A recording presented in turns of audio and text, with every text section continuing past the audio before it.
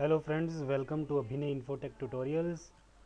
आज हम सीखने वाले हैं एक्सेल का नया टॉपिक, जिसमें हम करने वाले हैं कि एक्सेल में अलाइनमेंट, नंबर फॉर्मेटिंग और बेसिक फ़ॉन्ट ऑप्शंस क्या क्या रोल निभाती हैं और कैसे की जाती हैं। तो सबसे पहले हम एक्सेल स्टार्ट करेंगे। प्रीवियस वीडियो ज़रूर देखें कि एक्सेल डायरेक्ट कैसे स्टार्ट किया जाता है। एक्सेल पे जाते हैं और एक ब्लैंक वर्कबुक पे काम करते हैं। हमारी previous videos introduction to Excel और मैजिक ऑफ ऑल्ट की ये वीडियोस जरूर देखें। अगर आपने इससे पहले ये वीडियोस नहीं देखे हैं तो मे बी आपको यहाँ पे कुछ दिक्कत हो सकती है सीखने में, क्योंकि ज़्यादातर शॉर्टकट हम वहीं से यूज़ कर रहे हैं। सबसे पहले जो एक ग्रुप हम यूज़ करने वाले हैं उसका नाम है फ़ॉन्ट ग्रुप, जिसके ऊपर अब हम एक काम करने वाले हैं। इस फ़ॉन्ट ग्रुप को आप देख सकते हैं। तो फ़ॉन्ट ग्रुप में हमारे पास कॉमन बटन्स जो रहते हैं, देखिए अलग अलग बटन्स हमारे पास रहते हैं। कुछ बटन्स हमारे पास होते हैं टॉगल बटन्स। टॉगल बटन्स क्या होते हैं? जिसका मतलब होता है जो ऑन ऑफ की तरह काम करता है, जिसका मतलब है ऑन एंड ऑफ कैसे किया जाता है।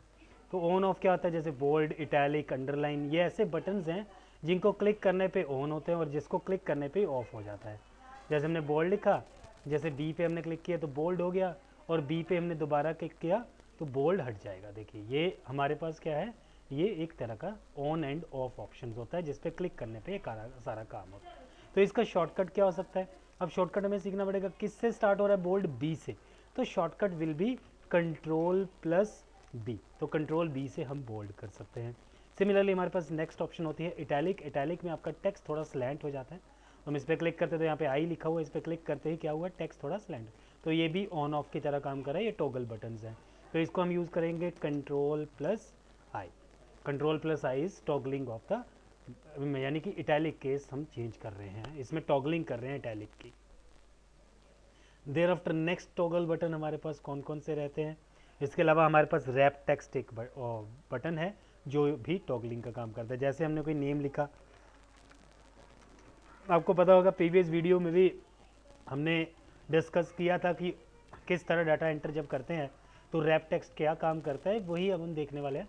रैप टेक्स्ट एक्चुअली में आपके कॉलम को मल्टीपल लाइंस में स्प्लिट कर देता है जितना टेक्स्ट होता है। तो अगर आप इसको दोबारा क्लिक करते हैं तो भी switch and on end of का ही वर्क करता है। क्लियर है ये? ऐसे ही अगर हम सेंटर क्लिक करें, सेंटर अगेन, तो ये हमारे पास सेम ऑप्शंस हैं कि आप सेंटर नहीं रखना चाहते या सेंटर रखना चाहते हैं। तो ये सब टॉगल ऑप्शंस रहती हैं। इसके अलावा हमारे पास जो बटन होता है वो हमारे पास बटन्स रहते हैं ड्रॉप डाउन बटन्स। तो पहले हम स्प्लिट बटन के बारे में भी सीखते हैं, और कुछ हमारे पास बटन्स रहते हैं ड्रॉप डाउन। ये हमारे पास कमांड्स हैं, कैसी कैसी कमांड्स हमारे पास। अब ड्रॉप डाउन क्या मतलब होता है? जो नीचे की तरफ गिरती हैं जब आप उस पर क्लिक करते हो। तो ड्रॉप डाउन सिंपल है हमारे पास, हम यहाँ पे टेक्स्ट चेंज कर सकते हैं। ये हमारे पास ड्रॉप डाउन है। किसी टेक्स्ट को हम किसी एंगल पे रोटेट करना चाहते हैं तो हम क्लिक करते हैं, तो एंगल क्लिक करके आप किसी भी एंगल पे रोटेट कर सकते हैं। ठीक है, तो this is called your drop down option, right. कुछ हमारे पास बटन्स जो होते हैं वो स्प्लिट होते हैं, जो दोनों का काम करते हैं, ड्रॉप डाउन भी प्लस टॉगलिंग भी करते हैं। तो अगर हम यहाँ पे देखें तो हमारे पास ये एक अंडरलाइन ऑप्शन है। तो अंडरलाइन, जैसे कि मैंने कोई टेक्स्ट लिखा है और इसको मैं अंडरलाइन लगाना चाहता हूँ, तो कैसे करूँगा? इस अंडरलाइन के ऊपर अगर मैं सिंगल टाइम क्लिक करूँ तो अंडरलाइन लगा, और दोबारा क्लिक किया तो अंडरलाइन हट गया। लेकिन साथ में ड्रॉप डाउन भी रहता है, जहाँ से आप डबल अंडरलाइन लगाना चाहते हो तो वो लग जाएगा। अगर मैं दोबारा कहीं और टेक्स्ट लिखता हूँ तो उसके ऊपर क्लिक करके रखता हूँ और फिर डबल अंडरलाइन पे क्लिक करता हूँ तो डबल अंडरलाइन ही होगा, अब क्योंकि हमने चेंज नहीं। तो उसको चेंज करने के लिए आप सिंगल अंडरलाइन दोबारा लगा सकते हैं। क्लियर है? तो अंडरलाइन का शॉर्टकट क्या होगा? अगर बोल्ड का है कंट्रोल प्लस बी, इटैलिक का है कंट्रोल आई, तो अंडरलाइन स्टार्ट होता है यू से, तो shortcut will be control plus you. Clear है? नेक्स्ट हमारे पास आता है फॉन्ट। अगर हम अपना फॉन्ट स्टाइल चेंज करना चाहते हैं, जिस स्टाइल में हम लिख रहे हैं उस स्टाइल को मैं चेंज करना चाहता हूँ। फॉन्ट स्टाइल क्या होता है? हर किसी की हैंडराइटिंग स्टाइल डिफरेंट होता है, तो आप किस तरह लिखना चाहते हो उस टेक्स्ट को, उसको हम कहेंगे फॉन्ट का स्टाइल बदलना। तो फॉन्ट के स्टाइल आपके ड्रॉप डाउन में भी अपेयर होते हैं, प्लस इसके साथ एक टेक्स्ट बॉक्स भी होता है, a drop down with a text box. तो इसका बेनिफिट क्या है? लेट अस सपोज मैं इसका फॉन्ट स्टाइल चेंज करना, तो आप यहाँ पे जाएंगे, यहाँ पे क्लिक करेंगे ड्रॉप डाउन पे, तो आपको बहुत सारे फ़ॉन्ट्स नीचे अवेलेबल होंगे। जो फ़ॉन्ट्स आपको दिखेंगे जिनमें आप फ़ॉन्ट्स अलग अलग लगा सकते हैं। जैसे हमने इसके ऊपर क्लिक किया तो यहाँ पे बहुत सारे फ़ॉन्ट्स आपको दिख रहे हैं, आरोनी है, अल्गेरियन है। तो अगर आप इस पर कर्सर ही रखते हैं तो आपको फ़ॉन्ट वहाँ पे चेंज होता दिख रहा है। तो जो फ़ॉन्ट आप लगाना चाहते हैं उस पर क्लिक कर सकते हैं। क्लियर है। अगर आप डायरेक्ट टाइम्स न्यू रोमन नाम का कोई फॉन्ट लगाना चाहते हैं इस टेक्स्ट के ऊपर, तो आपको इतना ड्रॉप डाउन में जाने की जरूरत नहीं, आप स्क्रॉल करके भी जा सकते हैं। लेकिन उन्होंने आपको एक टेक्स्ट बॉक्स दे रखा है, तो आप उसमें डायरेक्ट लिख दीजिए TIM टाइम्स, कि मुझे टाइम्स न्यू रोमन चाहिए। You can see times new Roman वहाँ पे हाईलाइट हुआ है, एंड देन आप एंटर प्रेस कर दीजिए। अगर आपने टाइम्स न्यू रोमन वहाँ पे क्लिक किया और एंटर कर दीजिए, तो टाइम्स न्यू रोमन का फॉन्ट वहाँ पे लग जाता है। इसके बाद हमारे पास आता है फ़ॉन्ट साइज़। आप फ़ॉन्ट साइज़ देख सकते हैं, तो फ़ॉन्ट साइज़ डिफरेंट है, 8, 9, 10, 11। 11 के बाद जो साइज़ है वो 2:2 के रेशो में है, तो हम किसी भी साइज़ को पिक कर सकते हैं, लाइक 20 को। लेकिन अगर मुझे 19 साइज़ देना हो, तो यहाँ पे ऐसा कोई फीचर नहीं है कि आप 19 साइज़ दे पाएँ, तो आप ऊपर बॉक्स में 19 खुद लिख सकते हैं कि मुझे 19 साइज़ चाहिए। आपको 19.5 चाहिए, तो आप ऊपर बॉक्स में लिख दीजिए कि मुझे 19.5 साइज़ चाहिए। एंटर प्रेस करने पे वो एक्सेप्ट हो जाता है। क्लियर है। नेक्स्ट हमारे पास आते हैं बॉर्डर ऑप्शंस। आप बॉर्डर लगाना चाहते हैं किसी टेक्स्ट को, तो बॉर्डर क्यों, अब ये सारी जितने भी आपको लाइंस दिख रही हैं, इन लाइंस को हम ग्रिड लाइन कहते हैं। ग्रिड लाइन आपके ग्राफ की तरह होती है, यानी कि आप उन्हें ग्राफ बनाए होंगे स्मॉल क्लासेस में, तो ये सिर्फ आपको गाइडलाइन है कि आप कहाँ कहाँ टेक्स्ट लिख सकते हैं। बिना ग्रिड लाइन के भी ये चल सकता है। अगर आप प्रिंटिंग करेंगे इस शीट की, तो वहाँ पे आपको एक्चुअली में ये ग्रिड लाइन्स प्रिंट नहीं होती हैं। तो अगर हम फाइल में जाते हैं अपने बैक स्टेज व्यू में, जो हमने सबसे फर्स्ट वीडियो में डिस्कस किया था कि बैक स्टेज व्यू क्या होता है, तो अगर हम अपने फाइल में जाते हैं, बैक स्टेज व्यू में जाते हैं, तो वहाँ पे हमारे पास एक ऑप्शन आती है प्रिंट की। तो अगर आप प्रिंट में जाएंगे, तो प्रिंट के सामने आपको एक प्रिंट प्रीव्यू दिखेगा। देखिए फाइल में प्रिंट, और यहाँ पे हमें प्रिंट प्रीव्यू में वो टेक्स्ट दिख रहा है, लेकिन उसके साथ कोई भी वो लाइंस नहीं है जो आपकी शीट पे एक्चुअली में है। तो ये हमारे पास सिर्फ ग्रिड लाइंस हैं जो हमें गाइड हैं कि आपको टेक्स्ट कैसे प्लेस करना है। क्लियर है। इसके अलावा हमारे पास और भी बहुत सारी ऑप्शंस रहती हैं जिसको हम यूज़ कर सकते हैं। अभी हमने कोई प्रिंटर इंस्टॉल मतलब कनेक्ट किया हुआ है, तो वो उस प्रिंटर को, ठीक है, तो आप देख सकते हैं यहाँ पे जो ऑप्शंस आए हैं, इनमें कहीं भी ग्रिड लाइंस नहीं है, बिना बॉर्डर के ये लाइंस आते हैं। लेकिन अगर हम मुझे टेबल चाहिए, वहाँ बॉर्डर चाहिए, तो हमें क्या करना पड़ेगा, वहाँ बॉर्डर दिखाना पड़ेगा। तो जैसे ये मेरे पास फ़ॉन्ट स्टाइल है, अगर हम होम में जाएँ तो यहाँ पे आते हैं बॉर्डर। तो बाय डिफ़ॉल्ट जो बॉर्डर है, देखिए बाकी सब डॉट्स हैं, सिर्फ नीचे वाली लाइट डार्क है, तो दैट मीन्स ये बॉटम बॉर्डर है। तो इस पर क्लिक करेंगे, तो ये जो फ़ॉन्ट स्टाइल वाला बॉक्स है, इसमें बॉटम का बॉर्डर लग चुका है। तो अगर आप इसको थोड़ा जूम करके मैं दिखाता हूँ आपको, तो शायद विजिबल हो पाए इजीली, नहीं तो हैंडसेट्स पे ये देखना मुश्किल हो जाता है कि क्या फ़र्क वहाँ पे आ रहा है। तो आप देख सकते हैं नीचे बॉर्डर बन रहा है। सिमिलरली अगर मैं यहाँ पे जाता हूँ और यहाँ पे कहता हूँ कि मुझे सारी तरफ का बॉर्डर चाहिए, यानी कि ऑल बॉर्डर्स मुझे चाहिए, तो you can see all borders. तो अगर आप क्लिक करते हैं, तो यू कैन सी सेल पे चारों तरफ बॉर्डर आ चुका है। क्लियर है। तो ये हमारे पास बॉर्डर का काम है। नेक्स्ट हमारे पास आती है फिल कलर। फिल कलर क्या है, किसी को रंग से भरना है। किसको भरना है, किसी सेल को, एक सेल को भी भर सकते हैं। अगर इस पर क्लिक करते हैं और फिल कलर पे अभी क्लिक करते हो, तो कौन सा कलर रखा हुआ है, येलो, तो ये स्प्लिट बटन है, तो अभी तो बाय डिफ़ॉल्ट येलो ही चलेगा। अगर कलर चेंज करना है तो ड्रॉप डाउन भी है, वहाँ जाइए और अपना जो भी कलर आप उठाना चाहते हैं वो कलर आपको प्रीव्यू में भी दिख रहा है, वहाँ लगा दीजिए। मल्टीपल सेल्स में लगाना है, सिलेक्शन कीजिए और लगा दीजिए। आपको पता होना चाहिए सिलेक्शन कैसे करते हैं, मैंने प्रीवियस वीडियोज़ में डिस्कस किया था। Thereafter comes font colour. अभी इसमें अगर कोई टेक्स्ट लिख रहा हूँ, तो बाय डिफ़ॉल्ट उसका कलर क्या है, ब्लैक है, लेकिन मुझे कलर चेंज करना है, तो यहाँ पे कलर क्या दिख रहा है, रेड। अभी तक तो रेड कलर लगा सकते हो, लेकिन अगर मुझे चेंज करना चाहता हूँ, तो यहाँ से मैं अपना कलर चेंज कर सकता हूँ कि मुझे इसमें कैसा कलर चाहिए। क्लियर है। इसके बाद हमारे पास आता है फ़ॉन्ट स्टाइल इंक्रीज़ और डिक्रीज़ कैसे किया जाता है। तो अगर यहाँ पे मैंने कोई टेक्स्ट लिख रखा है और मुझे उसका साइज़ इंक्रीज़ या डिक्रीज़ करना है, तो यहाँ से आप डायरेक्ट ऑप्शंस में यहाँ पे फिल भी कर सकते हैं, नहीं तो यहाँ से आप 2 की पावर में फ़ॉन्ट साइज़ इंक्रीज़ भी कर सकते हैं और डिक्रीज़ भी कर सकते हैं।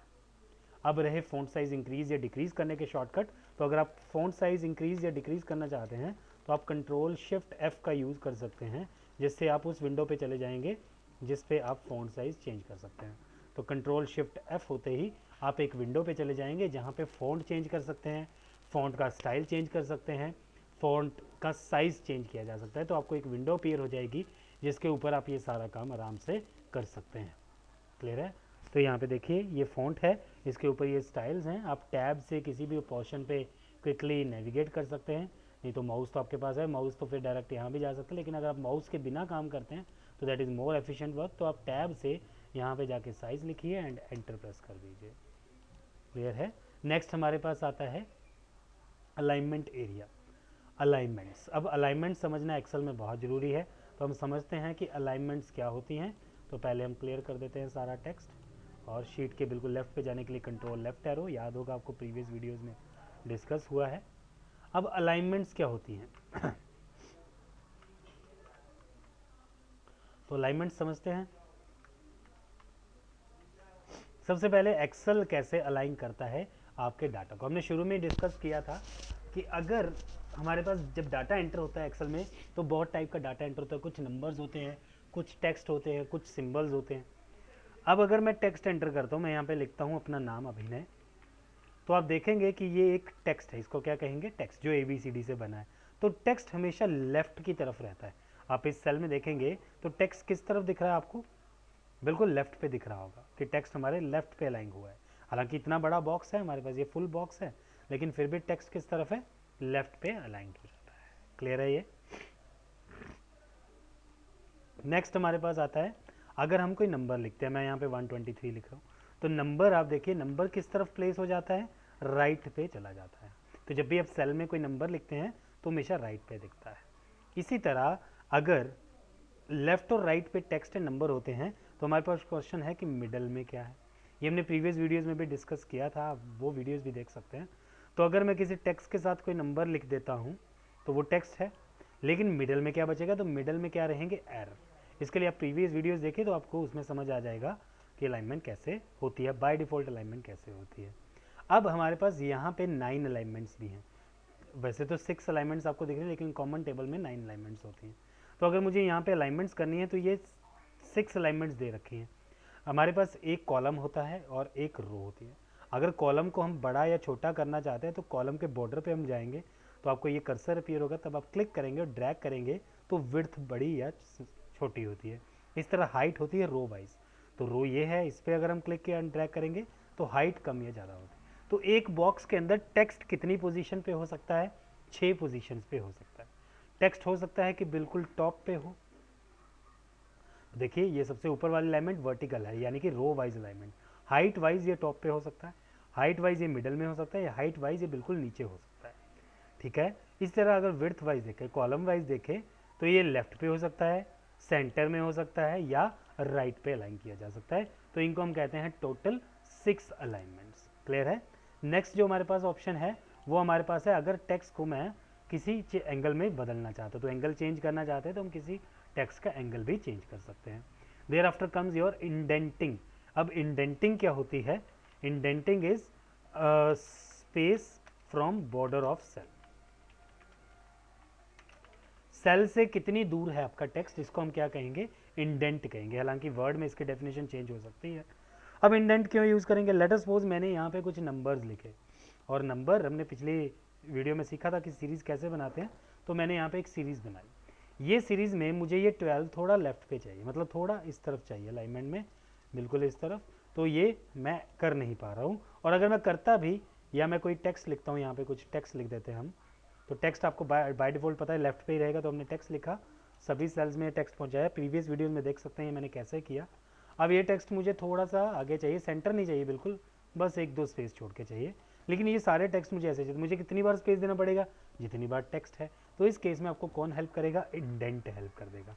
तो आप क्या कीजिए, सारा टेक्स्ट सेलेक्ट कर लीजिए और अपनी इंडेंटिंग को बढ़ा दीजिए, एंड यू कैन सी आप टेक्स्ट को किसी भी तरफ ईजिली मूव कर सकते हैं।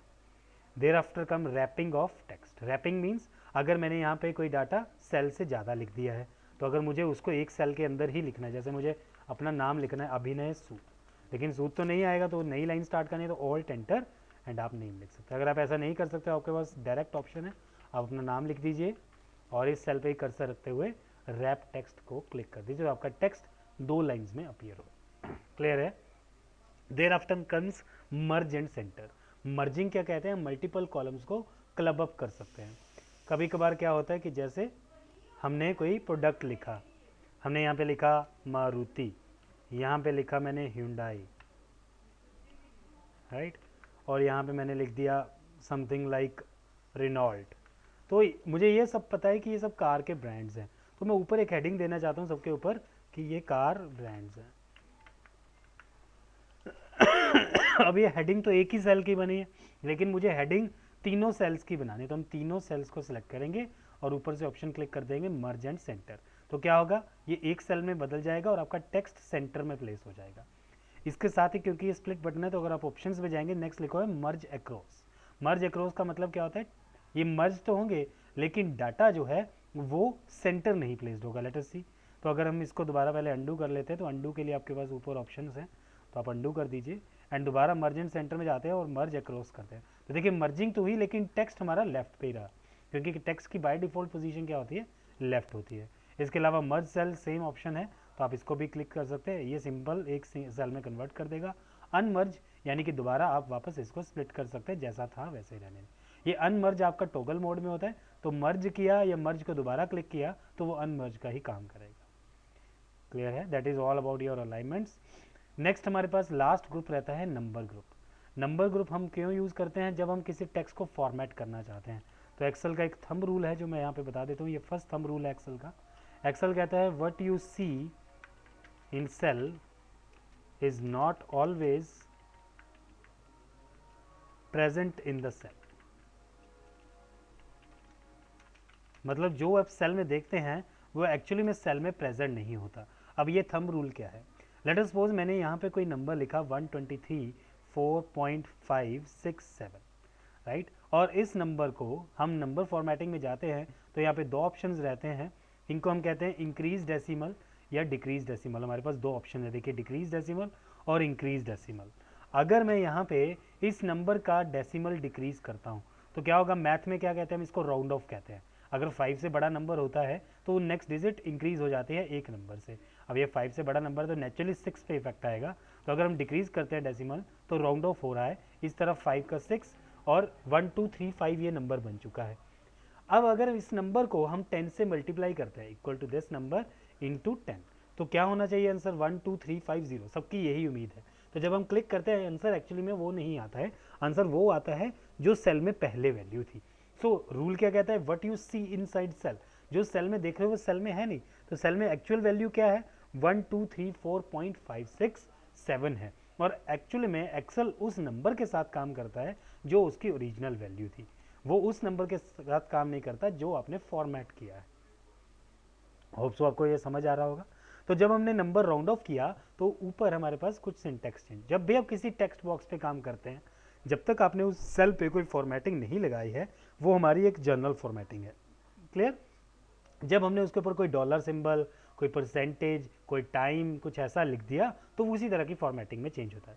जैसे मैंने इसको राउंड ऑफ किया तो किस तरह की फॉर्मेटिंग में आ गया, नंबर में, तो आपने इसके ऊपर फॉर्मेट कर रखा है कि इसकी लुक किस तरह की है। लेकिन इसकी ओरिजिनल वैल्यू देखनी हो तो आप इसको दोबारा जनरल में करेंगे नो स्पेसिफिक फॉर्मेट, तो ये वापस आपको वही वैल्यू दिखाएगा जो एक्चुअल में इसकी वैल्यू थी, जिसके कारण प्रोडक्ट में आंसर ये आ रहा है।